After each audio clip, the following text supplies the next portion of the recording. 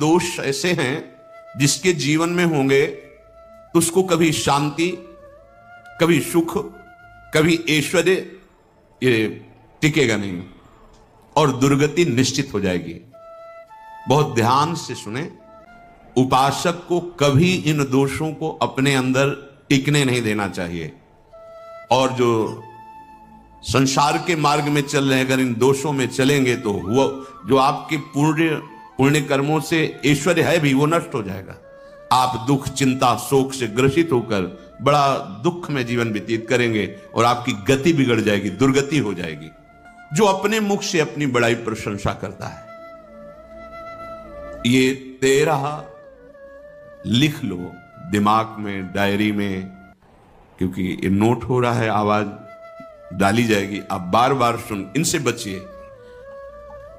अपनी बड़ाई, अपनी प्रशंसा कभी अपने मुख से नहीं करना, नहीं तो आपके पुण्य नष्ट हो जाएंगे, बुद्धि भ्रष्ट माने गिर जाएगी।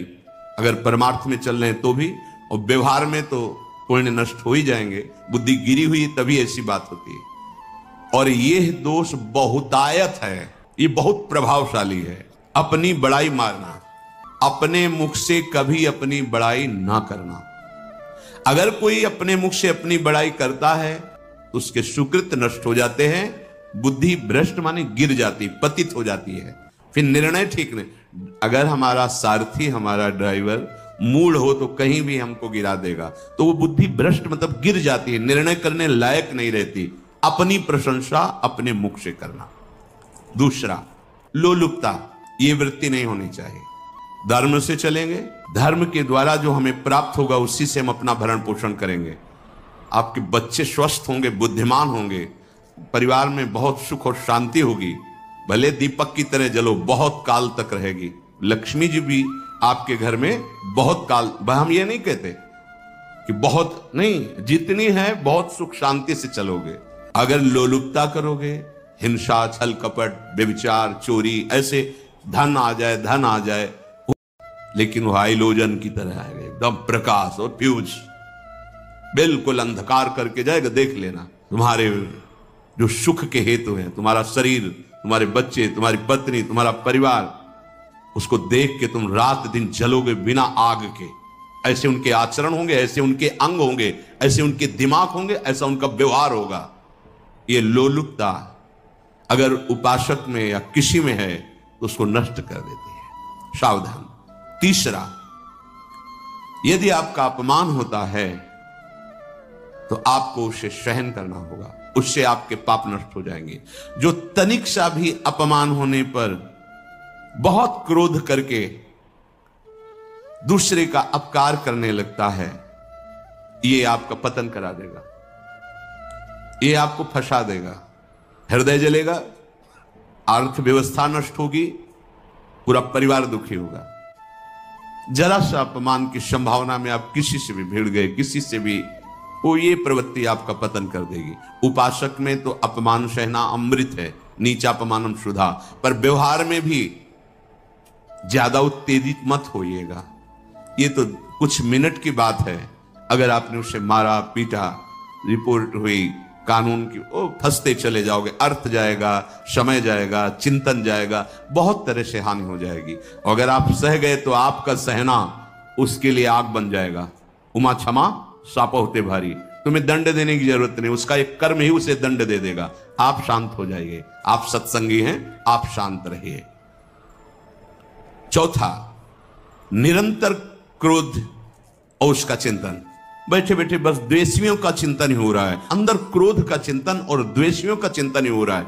द्वेष भरी बातें, द्वेष भरे क्रियाएं, उन्हीं का चिंतन करके जलते रहना क्रोध से। उपासक को तो क्रोध करना ही नहीं चाहिए, बहुत शांत। ठीक है, अभ्यास में कभी क्रोध हो सकता है, उसको भी समन करो, अंदर से प्रायश्चित जैसा कि अब गलती हुई, आगे नहीं करेंगे। और व्यवहार में भी क्रोध को आप पीना सीखें। अगर बार बार आपका क्रोध प्रकट होता ही रहेगा, आपका स्वभाव बिगड़ जाएगा, आपके पुण्य नष्ट हो जाएंगे, आपका जीवन नष्ट हो जाएगा। देने वाला उतना दे देगा, आपको आनंदित रहो, पैसा खर्चा सब, पूरे जीवन का विध्वंस मचा दिया क्रोध ने। कहीं भी आप देखो, किसी से क्रोध करके देखो, फिर देखो तुम्हारा भजन चल रहा है, तुम्हारी वो आनंद वृत्ति है नहीं, जलोगे। और वो जलन और गुस्सा दिलाएगी और वो बैठे बैठे जलो। नहीं, ये क्रोध जो है ये चाहे व्यवहार में हो चाहे परमार्थ में, दोनों की हानि करने वाला है। और आश्रित जनों की रक्षा ना करना। अगर कोई भाग कर आपके पास आ गया है, कोई पशु पक्षी या कोई मनुष्य, आपको चाहिए कि अब चाहे हमारे पहले प्राण जाए, उसकी रक्षा करेंगे। सीवी जैसे तो कोई बिरले ही होते हैं, पर इतना जरूर ध्यान रहे, जिससे कोई पशु पक्षी किसी भय से आपके सीमा के अंतर्गत आ गया है, अब उसकी रक्षा करनी है आपको। अगर आप स्वयं मार देते हैं या मरवा देते हैं, या आपके सुकृत नष्ट कर देगा, या आपकी दुर्गति का कारण बन जाएगा। और जो पाप कर्म उत्साहित होकर करते हैं, उपासक को तो बहुत सावधान रहना चाहिए, पर व्यवहार में भी जो नहीं करना चाहिए, अगर वो पाप कर्म आपके द्वारा मन में प्रेरित हो रहे हैं, संकल्प बन रहा है, क्रियाएं हो रही, दुर्गति पक्की, पुण्य नष्ट हो जाएंगे, दुख अशांति बढ़ती चली जाएगी, कभी शांति नहीं प्राप्त कर पाएंगे। ऐसा नहीं कि जो मन में आवे सो करे। पापाचरण निडर और उत्साहित होकर करना, अगर ऐसे लक्षण है, निश्चित दुर्गति होती है। ये 6, अपनी बहुत बड़ाई करने वाला अपने मुख से, लोलुपता, तनिक से अपमान में सहन ना करने वाला, निरंतर क्रोधी और आश्रित जनों की रक्षा न करने वाला, और निडर हर्षित होकर पाप कर्म करने वाला। दूसरे श्लोक में 7 है, 6 7। 1, संभोग का ही चिंतन करना, संभोग में ही मन लगाना, संभोग दूसरी स्त्रियों के साथ करने की भावना रखना। संभोग, पहला है संभोग। रात दिन बैठे बैठे बस यही चिंतन करना, गंदी बातों का, गंदी बातें देखना, गंदी बातें सुनना, गंदी बातों का चिंतन करना। फिर अन्य माताओं बहनों के प्रति काम दृष्टि से देखना, कोई आ जा रही है तो दृष्टि से, काम भाव से देखना, भोग बुद्धि से देखना, निश्चित पुण्यनाश, दुर्गति। बड़े बड़े उदाहरण इतिहास में हैं जिन्होंने ऐसा दृश्य नेत्रों से देखने की चेष्टा की, मन में संकल्प किया भोगने का, नष्ट हो गए, चाहे वो कितने बड़े प्रतापी हो। ये दुर्योधन कोई साधारण थोड़ी है, भगवान व्यासदेव जी के द्वारा ही तो, भगवान व्यासदेव जी ही इसकी उत्पत्ति का कारण है। आप देखो, इतने महान पुलस्त जी ही उत्पत्ति का कारण है रावण की। बस ये ऐसे दोष हैं जिनके कारण जीव नष्ट हो जाता है। धर्मयुक्त काम भगवान ने आदेश किया है। आपका पाणिक ग्रहण संस्कार हो गया है, संतानोत्पत्ति की भावना से कुछ पवित्र तिथियों का त्याग करते हुए चर्चा में हुई है। एक नियम है, एक आदेश है शास्त्र का। आप बहुत काम प्रवृत्ति वाले हैं तो प्रत्येक मास में जब माताएं बहनें पवित्र हो जाती मासिक धर्म से, तो जिनका पाणिक ग्रहण आपने किया, जो पत्नी स्वरूप है, वो ठीक है। वहां भी बार बार के लिए व्यभिचार प्रवृत्ति के लिए शास्त्र आदेश नहीं करता, संयम पूर्वक, और उसका चिंतन नहीं करना। पाणिक ग्रहण संस्कार है, घर में विराजमान है, एक संयम एक नियम के अनुसार उसका चिंतन तो फिर भ्रष्ट कर देगा। चिंतन प्रभु का करना है, चिंतन प्रभु की सेवा जो आपके कर्तव्य, इसके चिंतन से बचो। घातक है, बहुत बड़ा जहर है, अगर विषय चिंतन होने लगा तो मरोगे, जिंदा जलोगे, दुर्गति भी होगी। ये अंदर की जो आग है ना, कामाग्नि, ये इतनी बढ़ती चली जाएगी, तुम्हारे होश खराब हो जाएंगे कि मुझे क्या करना चाहिए क्या नहीं करना चाहिए। कोआ मदांधो मदना तुरोवा, अंधा हो जाएगा, नहीं दिखाई देगा अनुजा तनुजा क्या है कौन है, कुछ नहीं, भ्रष्ट बुद्धि। संभोग का चिंतन नहीं। धर्मयुक्त काम आदेश है शास्त्र में। यदि आप प्रवृत्ति मार्ग में हैं तो अपनी पत्नी को जो पाणिक ग्रहण स्वीकार किया है, वहां भी पवित्र तिथियों का त्याग करते हुए, एकादशी है, रामनवमी है, नव दुर्गा है, जन्माष्टमी है, राधाष्टमी, जो पवित्र तिथियों का त्याग करते हुए और ऐसे जो मर्यादाएं हैं उसके अनुसार, और कहीं पराई स्त्री के साथ संभोग की बात, निश्चित दुर्गति पक्की है। ऐसे ही माताओं के लिए है, स्त्री शरीर के लिए है। यदि वो ऐसी गलत चेष्टा, तो पतिवंचक पर पति रति करई, रो नरक कल्पसत परई। ये भोग चिंतन से बचने की चेष्टा कीजिए तो क्रिया से अपने आप बच जाएंगे। क्रिया के पहले चिंतन होता है, चिंतन से ही क्रिया का आवेश आता है। चिंतन संभालिए, इसी से भगवत प्राप्ति होती है, चिंतन से, और इसी से दुर्गति भी होती है। अनन्यस चिंतयन्तु माम, भगवान चिंतन करें, मेरा करो, कर्तव्य कर्म मेरे को समर्पित करो। अब जब चिंतन संभोग का होगा तो बुद्धि भ्रष्ट हो जाएगी। ये जो राक्षसी प्रवृत्तियां सुनने को मिलती है ना कि ऐसा हुआ ऐसा हुआ, वो देखा सुना और चिंतन किए, अब इतनी राक्षसी वृत्ति आ गई कि बस अब उनमें और राक्षसों में कोई अंतर नहीं रह गया। दूसरा, विषमता रखने वाला, सबके साथ बर्ताव ऐसा कि मैं बहुत श्रेष्ठ हूं और दूसरे सब नहीं, ऐसा व्यवहार नहीं। सब भगवत स्वरूप है, समान व्यवहार। जैसे आपके भोजन है तो जो आप पा रहे हो वही सबको दीजिए, बैठने की व्यवस्था, उठने की व्यवस्था, क्रम बाई क्रम, पर उसको भी नीच भाव से मत देखिए। उस कोटि का उसको प्यार दीजिए, दुलार दीजिए, सम्मान दीजिए। इतनी विषमता ना फैलाते रहे अपने जीवन में कि आप सबके निंदा के पात्र बन जाए। विषमता नहीं, सबको प्यार। हाँ ठीक है, पुत्र का अलग प्यार है, भाई का अलग प्यार है, पिता का अलग प्यार है, पर हमारा व्यवहार प्रीति युक्त होना चाहिए, विषमता भरा नहीं होना चाहिए। अगर हमारे चित्त में विषमता ही रही तो संसार है, प्रभु नहीं है। जीत विषम संसार कीर्ति जग बिस्तर है। जो विषमता पर विजय प्राप्त कर लेता है वही भगवत प्राप्ति का अधिकारी। ये विषमता बहुत बड़ी हानि है। तीसरी बात, अत्यंत मानी होना। जहां आपके प्राण कमजोर होंगे, पुण्य नष्ट होगा, आयुश्री सब नष्ट होना है, ऐसे आचरण करवाएगा गुरुजनों के साथ, महापुरुषों के साथ। ये बहुत नीच प्रवृत्ति है। अत्यंत मान प्रियता, मुझे सम्मान मिले, उत्तम प्रवृत्ति है। सबको मान देना, स्वयं अमानी रहना। चौथा, दान देने की बात कह के मुकर जाना या दान देकर पश्चाताप करना।